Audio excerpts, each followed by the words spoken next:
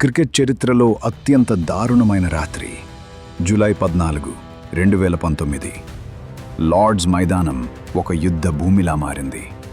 Match tie, super over కూడా టై. కానీ cup మాత్రం ఇంగ్లాండ్కే ఇచ్చారు. ఎందుకు? ఒక అర్థం లేని పిచ్చి రూల్ వల్ల. బౌండరీ కౌంట్ పేరుతో న్యూజిలాండ్ కలను చంపేశారు. ప్రపంచమంతా మౌనంగా ఉంటే బాస్ లాగా ఎంట్రీ ఇచ్చింది బీసీసీఐ.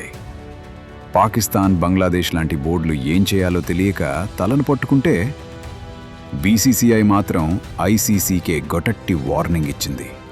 అదేంటో తెలుసుకుందాం ఈ వీడియోలో. న్యూజిలాండ్ 241, ఇంగ్లాండ్ కూడా 241.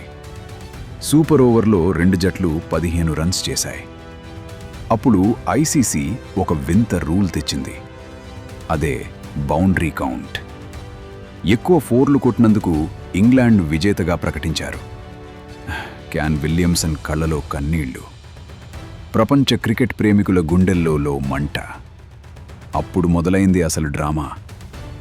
పాకిస్తాన్ బోర్డు మరియు బంగ్లాదేశ్ బోర్డు కేవలం గ్యాలరీలో కూర్చుని విమర్శలు చేయటం తప్ప ఐసీసీని నిలదీసే ధైర్యం చేయలేకపోయాయి. ఇది అన్యాయం అని మూలుగుతూ కూర్చున్నాయి. కానీ అక్కడున్నది ఇండియన్ బోర్డు. సౌరవ్ గంగూలీ నేతృత్వంలోని బీసీసీఐకి కోపం వచ్చింది. ఇది క్రికెటా లేక గ్యాంబ్లింగా అని గంగూలీ ఐసీసీని నేరుగా ప్రశ్నించాడు. బీసీసీఐ ఒక అధికారిక ప్రతిపాదనను ఐసీసీ టేబుల్ మీద పడేసింది. రూల్ మార్చండి, లేదంటే మా శక్తి ఏంటో చూపిస్తాం అన్నట్లుగా బీసీసీఐ ప్రెజర్ పెంచింది. మిగతా బోర్డులు భయపడి వెనక్కి తగ్గినా బీసీసీఐ మాత్రం తగ్గలేదు.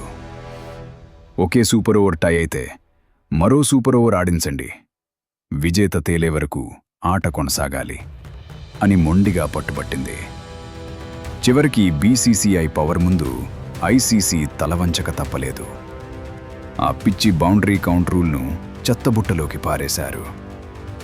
అవును, బీసీసీఐ పోరాటం వల్లే ఈరోజు క్రికెట్లో ఒక న్యాయమైన రూల్ వచ్చింది. 2023 వరల్డ్ కప్లో ఆ పిచ్చి రూల్ లేదు. అందుకే అంటారు క్రికెట్ ప్రపంచానికి తండ్రి లాంటిది బీసీసీఐ అని.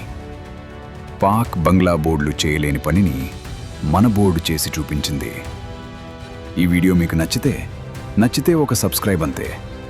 ఇలాంటి అదిరిపోయే క్రికెట్ మిస్టరీల కోసం మన ఛానల్ని ఫాలో అవ్వండి. న్యూజిలాండ్కు అన్యాయం జరిగిందని మీరు కూడా అనుకుంటున్నారా? కామెంట్ చేయండి.